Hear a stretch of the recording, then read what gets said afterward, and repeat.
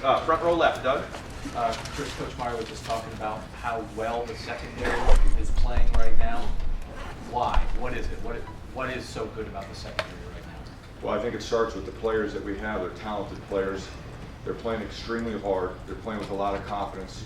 They believe in themselves, believe in what we ask them to do. They believe in the process, our weekly process of preparation to get ready for a game each week, and they keep getting better every time they take the field. Last week, the Tuesday, Wednesday, Thursday practice that we had was probably the best week of practice that we've had since I've been around here, and I think the results on Saturday keep getting better because of that. Whenever teams seem to try to get horizontal on you guys, whether it's a pass or a run to the sideline, it seems like Von Bell is kind of like a missile shooting up there. He's a silver bullet. I mean, he's the true. If you were to say what's a silver bullet, look at Von Bell. I mean, Okay. when he comes from his safety position downhill, whether it's a run or a pass, I mean, he's coming to light somebody up, and he understands angles. He's an aggressive player. He's a great tackler. He's bought into the way we teach tackling. He works extremely hard at it every day when we're in practice, and what you see on the field each Saturday is a result of what he's done in the last year and a half with the way we tackle. And naturally, he's just an aggressive player. He's got that it factor. I mean, he knows how to get to the ball. Front row right, Tim. Yeah, Chris, a couple things. Number one, like Urban said, he finds it hard to imagine any secondary playing better in the country right now than your group. What do you see about that group in particular that, I don't know, for want of another word, excites you? I mean, what are they doing great more than anything else? Well, we talk about some of our objectives for each game and every day, really. One, it's to believe in what we're doing and believe in themselves, and they have that. But we want to go out on the field, we want to challenge everything. And we're doing that right now, both at the corner position, safety position, the linebacker position. We're challenging throws. We want to produce takeaways, and we're doing that in the first 3 games. We've been able to do that as a defense, not just in the secondary, but as a defense. And we want to play physical, and you can see in our tackling, we're a pretty physical tackling defense, not just a secondary, but a defense. And if we can do those 3 things consistently each week, we're going to have a chance for success. And right now, I can say in the 3 games that we've played, we can say check to all of those things. And it's good to see that. But like I hear all this about our secondary, we're playing well and pass defense and all that. I mean, there's really a main reason why we're having success, and it's because of our defensive line. You know, it's team defense. It's not about the secondary. It's not about the corners and the safeties. It's about team defense. I mean, for our safeties to have success in coverage, they rely on good reroutes from the outside linebackers, and we have Josh Perry and Darian Lee getting reroutes on number 2s, running up the field on those guys and taking some steam off of them. That makes a big difference. When we have a quarterback running around back there scared to get hit because Joey Bosa, Sam Hubbard, Adolphus Washington are chasing them, that makes a big difference. So it's a team concept, it's a team defense, and one part won't be successful without the other. And the good thing about it, our guys know that, believe in that, and they're flourishing because of it. Yeah, another thing, this team is coming in. They've played some pretty good offense, a few games so far. Their Braverman kid, I can't remember his number, the wide receiver, little 5'10". Yeah, he's had over 100 yards receiving the last 3 games. What kind of sets a guy like that apart when you watch him on video? Well, I think a lot of it gets back to their scheme. They put him in position to get a lot of free access throws. I mean, people aren't challenging him very much because of where he's at. Yeah. A lot of it's bubble screens off of a play action where they're getting outside linebackers sucked up and getting the ball to him in space.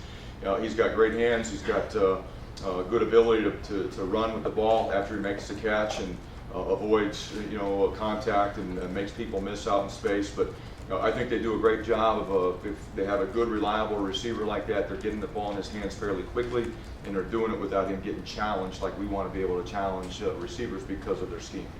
Front row right, Austin. Chris, it seemed like last year it took a few games, some time before defensively you guys were playing your best, and it surely helped to have an offense score a lot of points. This year it almost feels like it's just reversed.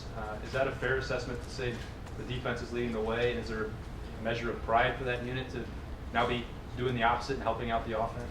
Well, at the end of the day, it doesn't really matter what the offense does. If they score 50 points or 5 points, we have a job to do. And it's to go out there and limit points and keep the opponent out of the end zone. So our players take a lot of pride in that. And offensively, there's going to be great days, there's going to be bad days. Defensively, there's going to be great games, and there's going to be bad games. But the true measure of a great team is that you can balance each other out and you can pull through tough times when one side of the ball maybe didn't have a great game or the other side of the ball didn't, and the playmakers on the opposite side pull the team through and you get a victory. And you're sitting here undefeated and you get a chance to make corrections that you need to get corrected and get things going in the direction you need to get them going. But it's cyclical. There's going to be good games and bad games for both sides of the ball. And again, fortunately, we've got enough talent on each side of the ball that we can overcome those. It happened last year, like you were mentioning, just the opposite. And right now, our concern defensively is to go out and do the job that we need to do, and that's to keep the opponent out of the scoreboard, or out of the end zone, off the scoreboard.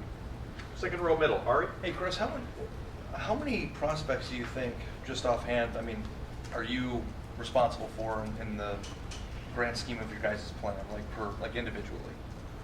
I guess I don't quite understand the question. Meaning, like, how many are on your list, and how many, I think at one point might you be like the main guy? You talking about recruiting? Yeah. I don't know. I mean, every player that we're recruiting on defense, we pretty much as a defensive staff are all involved with it.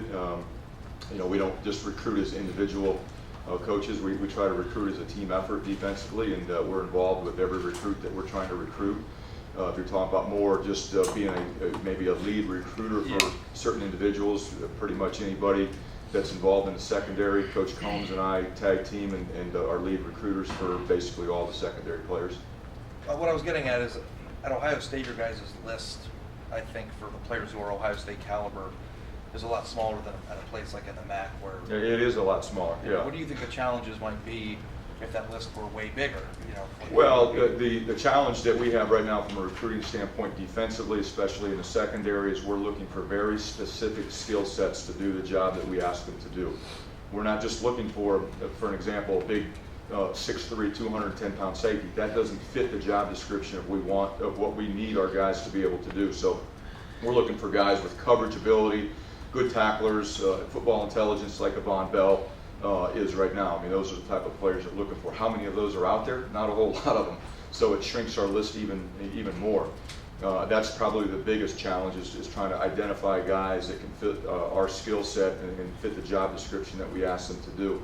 If you're talking about comparing an Ohio State recruit list to a MAC level recruit list, ours is going to be a lot smaller. We have to make sure we do a great job of identifying the guys that can actually play winning high-level football here, and not just take guys just because they put their hand up and want to come to Ohio State. We got to take the right guys. As we all know, there are a lot of guys out there probably would say, yes, I want to go to Ohio State if we offer them, and we got to make sure that we're offering and taking the right players that can compete and win at a high level. What could you think the challenges were? You guys have a specific challenge because it's harder to find guys who fit what you need. Yeah. They have a challenge because they've got too many to look at. A lot of. I've been there. I get the challenge. I mean, at times you just got to find guys. If you're at a program, a lower level program, you're not winning, you might not be very attractive to recruits, and you just got to find guys to fill a roster. I've been there. I know how challenging that is, and to get those guys, you got to sort through a lot of people. It's a lot of film evaluation. It's a lot of follow-up. It's a lot of phone calls. A lot more than what we probably have to do right now here at Ohio State. It's just a completely different recruiting approach because of where you're at. Front row, Dave. Coach, I'm sure you can't get into specifics about Damon Webb's off-the-field incident, but from a football standpoint, what does that mean for you guys? How disappointed are you? It seemed like he was coming on. Yeah, I can't make any comments about Damon Webb's situation. A statement's been released by the athletic department regarding Damon, but Damon was playing well for us, and he'll be missed, but we've got enough people that will fill in and continue to get the production that we need. At the nickelback spot, who's now the number 2 nickel? Because I believe Cam Burrows will now be the starter. At nickel, Cam Burrows and Marshawn Lattimore are 2 guys that are working at that position. Cam took most of the reps Saturday. And Marshawn, we're just trying to get him into the flow of playing football because he hasn't played a lot here. But those are the 2 guys right now. And Eric Smith won't be involved in there at all? Right now, today, no. Okay. Sorry. Marshawn and Ward, your backup corners now, or who? They are. Yeah. Front row, Bill. You mentioned Sam Hubbard before. He's a former lacrosse player, was safety when he was being recruited. Great linebacker.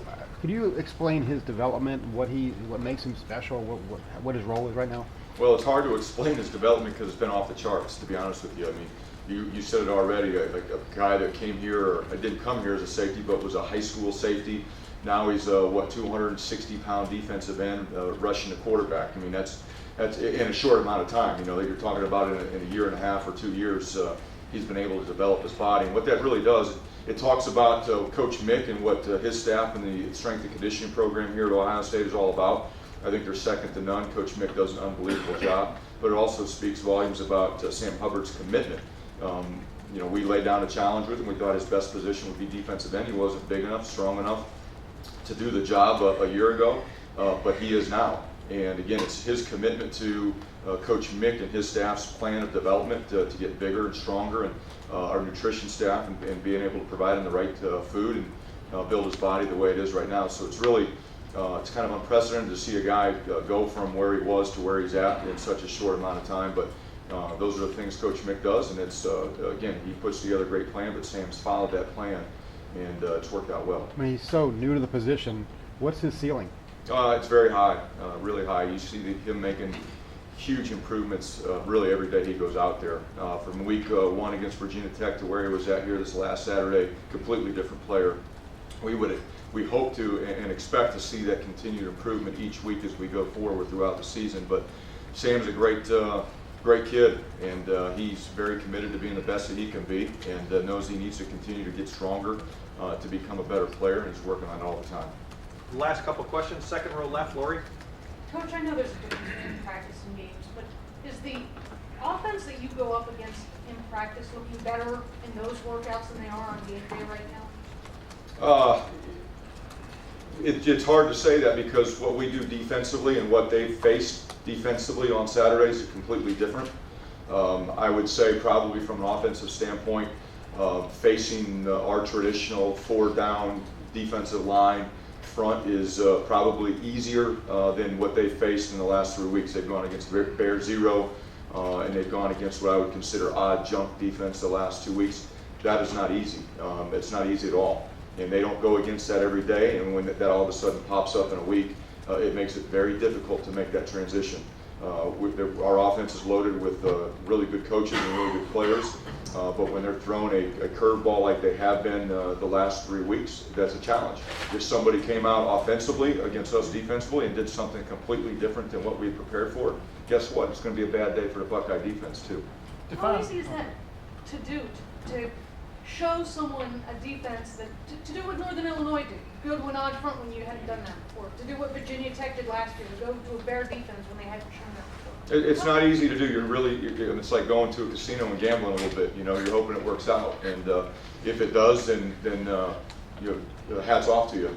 If it doesn't, then it'll be a bad day for you. But when you're facing an offense like ours, they're loaded with a talented group of offensive linemen and skill players and quarterbacks.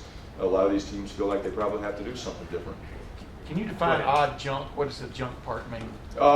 When I say Just that, throwing it's stuff? just it's blitzing and coming from a lot of different angles. You know, from the field, the boundary, the middle, and just trying to create confusion and make plays. You know, based on that. Is that what you guys try to do on 3rd down? Yeah, you would consider us probably a junk defense on 3rd down. You can get more exotic and do some different things to try to create confusion. We don't do that necessarily on 1st and 2nd down, but some teams do, and a lot of it is personnel based. You know, if you're facing, or if you're a defense that's got that type of personnel and that suits your personnel, that's what you do. Coach, thank you very much. Thanks, Coach.